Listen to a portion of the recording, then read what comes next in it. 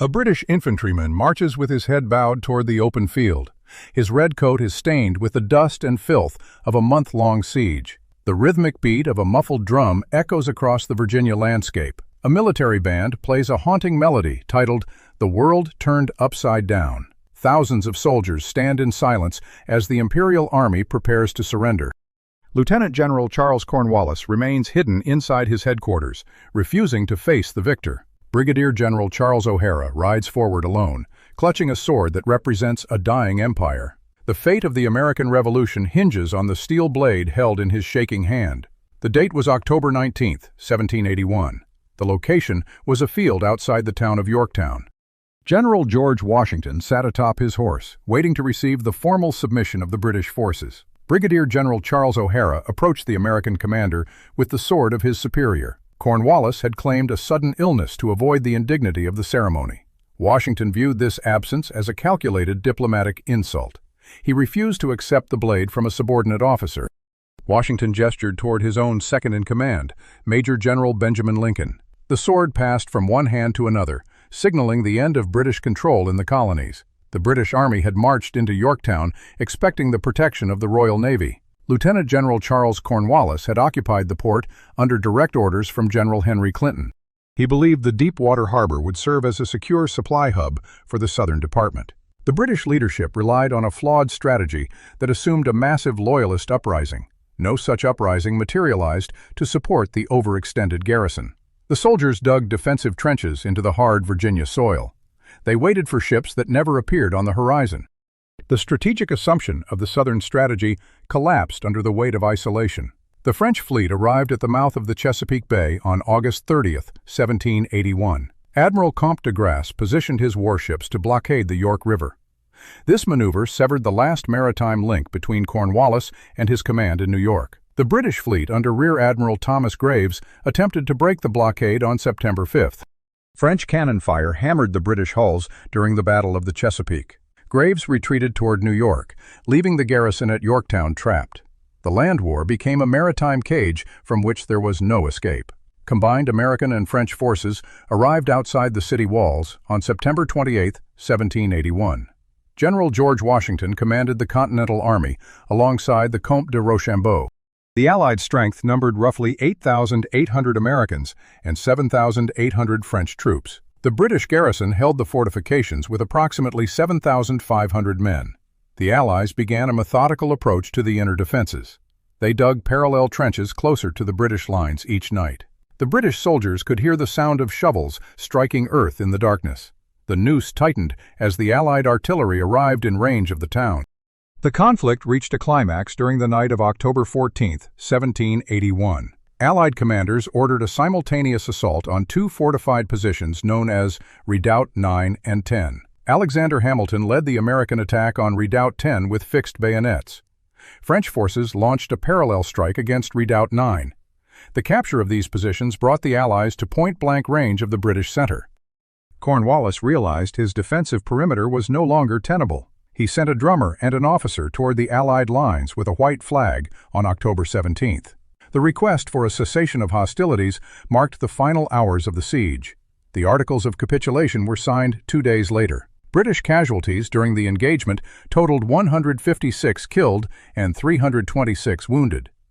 Allied losses were lower, with 88 killed and 301 wounded. The defeated troops marched out of their fortifications to lay down their arms. The surrender effectively ended the Southern strategy and stalled British military operations in North America. News of the defeat traveled across the Atlantic to London. Prime Minister Lord North received the dispatch on November 25, 1781. He reportedly exclaimed that the struggle was finished. The collapse of the North Ministry followed in March 1782, clearing the path for peace negotiations. The map of Virginia lay spread across a heavy oak table in New York. General Henry Clinton traced the coastline of the Chesapeake Bay with a gloved finger. He envisioned a deep-water port capable of receiving massive naval reinforcements. Lieutenant General Charles Cornwallis received orders to secure such a position. The British command viewed the Southern Department as the key to ending the rebellion. They relied on the assumption of a massive loyalist uprising in the Carolinas. Thousands of local sympathizers supposedly waited for a signal to join the Crown. Cornwallis marched his troops into the Virginia heat during the summer of 1781. His columns of infantry kicked up clouds of red dust on the narrow roads. The soldiers carried heavy packs and muskets through the dense, humid forests. Cornwallis reached the town of Yorktown in early August. He ordered his engineers to scout the riverfront for defensive fortifications. The geography appeared ideal for a protected maritime base. The York River provided a wide channel for the Royal Navy to drop anchor. Cornwallis established his headquarters within the town's stone structures. His men began digging defensive trenches into the clay-heavy soil. The British commander expected the arrival of ships from the British fleet. He believed his position would serve as a pivot point for further operations. The reality of the Southern strategy stood in stark contrast to the intelligence reports. No loyalist militia arrived to reinforce the British ranks at Yorktown. The promised tide of local support failed to materialize in the countryside. Cornwallis found his forces isolated by the geography of the peninsula. The British garrison stretched thin across the expanding defensive perimeter. Every day brought news of rebel scouts hovering just beyond the tree line. The supply lines from the interior grew increasingly dangerous to maintain. Cornwallis remained tethered to his reliance on the Royal Navy. He assumed the open water remained a British domain. He did not foresee the arrival of a foreign fleet in the Chesapeake. The strategic gamble rested entirely on the control of the sea. The soldiers continued to fortify the walls of a trap of their own making. They lacked the numbers to suppress the surrounding territory. The British command in New York remained distant and detached from the local tactical reality. Cornwallis waited for a horizon that remained empty of British sails. The logistical failure of the Southern strategy began to take hold. The garrison stood ready for a battle that was shifting toward the coast. The quiet of the Virginia landscape masked the gathering threat. The horizon of the Chesapeake Bay changed on August 30th, 1781. 28 French ships of the line emerged from the morning haze. The Comte de Grasse commanded this massive fleet from the deck of his flagship. The French vessels dropped anchor across the mouth of the York River. The blockade severed the final maritime lifeline for the British garrison. Lieutenant General Charles Cornwallis watched the mast from his position at Yorktown. The British hope for an evacuation by sea vanished with the arrival of the French. The French fleet held the entrance to the bay with iron discipline. The sea became a barrier rather than a highway for the British troops. The strategic situation shifted in a single afternoon. The British command in New York scrambled to respond to the crisis. Rear Admiral Thomas Graves set sail with his squadron to challenge the French. The British fleet appeared off the Virginia Capes on September 5, 1781. The two navies maneuvered for tactical advantage in the choppy Atlantic waters. Cannons roared as the ships closed the distance between them. French gunners hammered the wooden hulls of the British vessels. Splinters of oak showered the decks of the British warships. The Battle of the Chesapeake raged through the afternoon hours. The French fleet maintained its formation despite the heavy exchange of fire. Rear Admiral Thomas Graves realized his ships could not break the blockade line. The British squadron suffered significant damage to its masts and rigging. The surviving British ships turned back toward the safety of New York. The French fleet remained in control of the Chesapeake Bay. The maritime stalemate confirmed the total isolation of the Yorktown garrison. Cornwallis realized his defensive perimeter now sat in a closed trap. The land war in Virginia transformed into a fight for survival. The Allies held the sea and now turned their eyes toward the town. The British soldiers waited for reinforcements that would never arrive. The horizon remained empty of British sails for the duration of the siege. The Virginia dust settled on the road to Yorktown. General George Washington rode at the head of a massive combined column. The Comte de Rochambeau marched beside him on September 28, 1781. Thousands of boots rhythmically pounded the earth of the peninsula. 8,800 American soldiers moved in disciplined lines. 7,800 French regulars followed in crisp white uniforms. They emerged from the tree line to face the British defensive perimeter. Inside the town, Lieutenant General Charles Cornwallis watched from his earthworks. His 7,500 men stood in silent, shallow trenches. The British defensive line stretched thin across the clay-heavy soil. The Allied commanders surveyed the geography of the trap. Washington placed his troops along the southern and eastern approaches. Rochambeau positioned his forces on the western flank. The two armies tightened their grip on the peninsula. The British garrison looked out at a wall of bayonets. The horizon belonged entirely to the French fleet in the bay. No ships appeared on the river to offer a lifeline. The numerical reality of the siege became visible to the defenders. The Allies held a 2-to-1 advantage in total manpower. Washington ordered his engineers to dig the first parallel trenches. The men broke ground in the dark under the cover of night. Shovels struck the rocky soil with a dull, rhythmic thud. The British cannons remained silent as the earthworks grew deeper. Cornwallis realized his men were slowly being boxed into the town.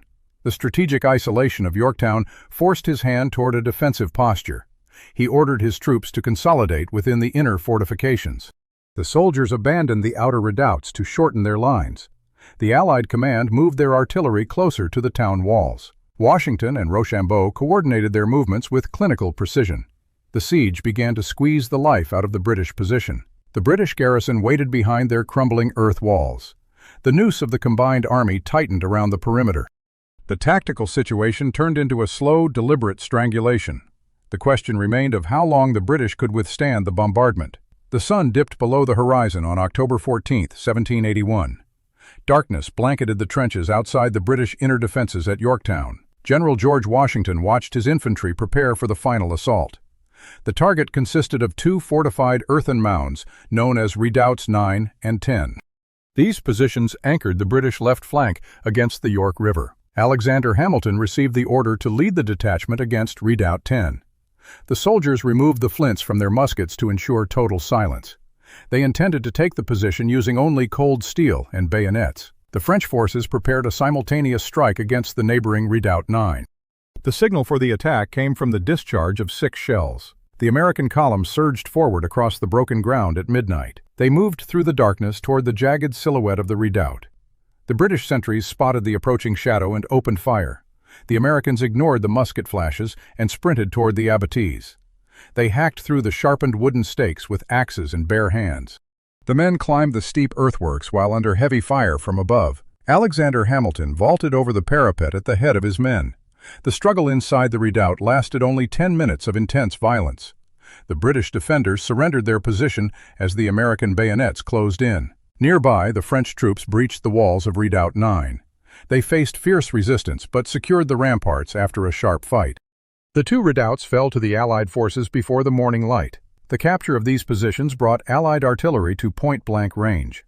The British inner lines lay fully exposed to the gathering batteries. The Allied engineers dragged heavy cannons into the newly captured earthworks. They pointed the muzzles directly at the heart of the British garrison.